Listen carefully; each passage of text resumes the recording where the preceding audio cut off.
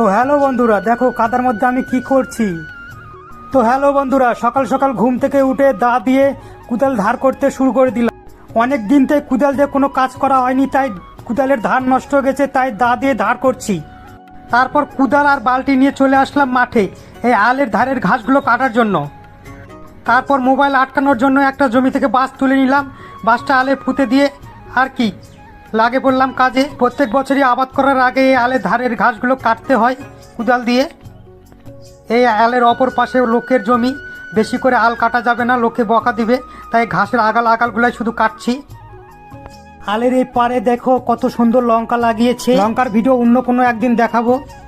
আরাম করা আমার পায়ে কমপ্লিট, দেখো এখন কত সুন্দর লাগছে। এখন এই ঘাসগুলো হাত দিয়ে বা কুদাল দিয়ে আলে তুলে দিতে হবে, তাহলে আমার কাজ কমপ্লিট। এই জলে আমি হাত ধুয়ে নিচ্ছি, দেখো আমার অবস্থা। আজকের ভিডিওটা এই পর্যন্তই, বাই বাই।